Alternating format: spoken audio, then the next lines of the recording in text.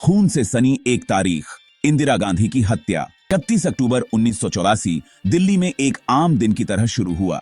प्रधानमंत्री इंदिरा गांधी अपने रोज के काम के लिए तैयार हुईं। जैसे ही वह अपने बगीचे की तरफ बढ़ीं, अकल्पनीय हुआ। गोलियों की आवाज से सुबह की शांति टूट गई। उनके ही सुरक्षा दल के 2 लोगों ने उन पर गोलियां चला दी। उनकी केसरिया साड़ी खून से लाल हो गई। इंदिरा गांधी खून से लथपथ जमीन पर पड़ी थीं। देश ने स्तब्ध होकर यह खबर सुनी। उनकी प्यारी नेता चली गई थीं। उस दिन की घटनाएं हमेशा के लिए एक राष्ट्र की सामूहिक स्मृति में अंकित हो गईं। इस त्रासदी के बीज महीनों पहले धार्मिक कट्टरता और राजनीतिक स्वार्थ की उपजाऊ जमीन पर बोए गए थे। संत जरनैल सिंह जी खालसा भिंडरावाले, एक करिश्माई लेकिन उग्रवादी सिख नेता के उदय ने पंजाब में एक अस्थिर स्थिति पैदा कर दी थी। संत भिंडरावाले और उनके अनुयायी आनंदपुर साहिब रेजोल्यूशन, यानी इसमें सिख धर्म को हिंदू धर्म से अलग धर्म के रूप में मान्यता देने के लिए कहा गया और पंजाब को अधिक स्वायत्तता दी जाए या फिर खालिस्तान नामक एक स्वतंत्र सिख राष्ट्र की मांग करते हुए अमृतसर में पवित्र स्वर्ण मंदिर परिसर के अंदर खुद को मजबूत कर लिया था। इंदिरा गांधी के नेतृत्व में भारत सरकार ने कार्रवाई करने के लिए मजबूर महसूस किया। भिंडरावाले और उसके उग्रवादियों को हरमंदिर साहिब से बाहर निकालने के लिए एक सैन्य अभियान ऑपरेशन ब्लू स्टार को मंजूरी दी गई थी। यह फैसला जोखिम भरा था, एक खतरनाक जुआ जिसके दूरगामी परिणाम होने वाले थे। जून 1984 में भारतीय सेना ने दरबार साहिब परिसर पर धावा बोल दिया। यह ऑपरेशन, जिसका सामना भयंकर प्रतिरोध से हुआ, कई दिनों तक चला। सिख धर्म के सबसे पवित्र मंदिर की पवित्रता गोलियों की गूंज और मौत की बदबू से नष्ट हो गई। सेंट भिंडरावाले अपने सैकड़ों अनुयायियों और गोलीबारी में फंसे निर्दोष तीर्थयात्रियों के साथ मारे गए। यह ऑपरेशन हालांकि सैन्य रूप से सफल रहा, लेकिन एक खोखली जीत साबित हुई। सिख धर्म अपने सबसे पवित्र मंदिर के अपमान से नाराज भारतीय राज्य द्वारा विश्वासघात महसूस कर रहा था। आक्रोश फैल गया, जिससे उग्रवाद को पनपने के लिए एक उपजाऊ जमीन मिल गई। 4 महीने बाद इंदिरा गांधी की हत्या इस क्रोध और निराशा की दुखद परिणति थी। कई सिखों के लिए ऑपरेशन ब्लू स्टार का आदेश देना इंदिरा गांधी का एक अक्षम्य अपराध था। वह उत्पीड़न का प्रतीक बन गई। उनका नाम हमेशा के लिए स्वर्ण मंदिर में हुए नरसंहार से जुड़ गया। उनकी रक्षा करने की शपथ लेने वाले उनके सिख अंगरक्षकों में बदला लेने की साजिश रची जाने लगी।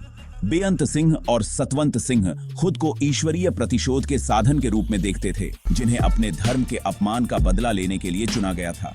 उस भयानक सुबह उनके गुस्से को एक स्करसा मिल गया। जैसे ही इंदिरा गांधी अपनी नियति की ओर बढ़ीं, वे रक्षक से जल्लाद में बदल गए।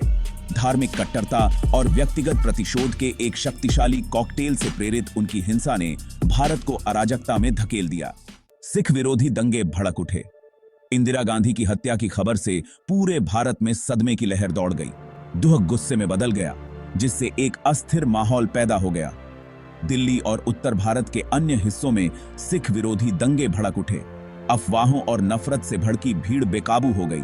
गुरुद्वारों को आग लगा दी गई, घरों और व्यवसायों को लूटा गया। दिल्ली का सबसे डार्केस्ट आवर, देश की राजधानी दिल्ली में हिंसा के कुछ सबसे भयावह दृश्य देखने को मिले। संगठित भीड़, कथित तौर पर कुछ राजनीतिक तत्वों की मिलीभगत से सिख मोहल्लों को स्करसा बनाते हुए सड़कों पर घूम रही थी।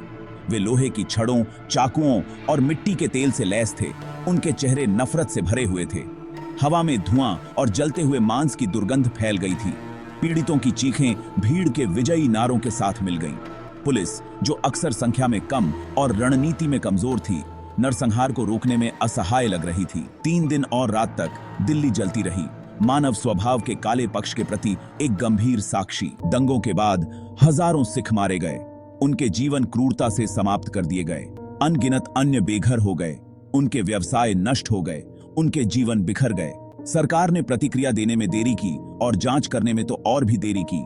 पीड़ितों को न्याय दिलाने में विफल रही। साल दशकों में बदल गए, लेकिन इस भीषण अपराध के दोषी बड़े पैमाने पर सजा से बच गए। कुछ निम्न स्तरीय सजा ने सिख समुदाय के दर्द और क्रोध को कम करने के लिए बहुत कम ही काम किया। 1984 के जख्मों में विस्फोट होता रहा, जो अपने ही नागरिकों की रक्षा करने में भारतीय राज्य की विफलता की एक कठोर याद दिलाता है। इंदिरा गांधी की हत्या और उसके बाद हुए सिख विरोधी दंगों ने भारतीय मानस पर एक अमिट मार्क छोड़ी। 1984 की घटनाएं सांप्रदायिक हार्मनी की नाजुकता और राजनीतिक अवसरवाद के विनाशकारी परिणामों की याद दिलाती हैं। उस त्रासदी के निशान आज भी दिखाई देते हैं।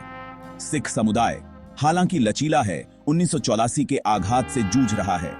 न्याय की मांग अधूरी है, जो दर्द और क्रोध का एक निरंतर स्रोत है। 1984 की घटनाएं एक कठोर चेतावनी के रूप में काम करती हैं, एक याद दिलाती हैं कि घृणा और विभाजन की ताकतें हमेशा सतह के नीचे छिपी रहती हैं, फूटने के अवसर की सिंबोलशा करती हैं।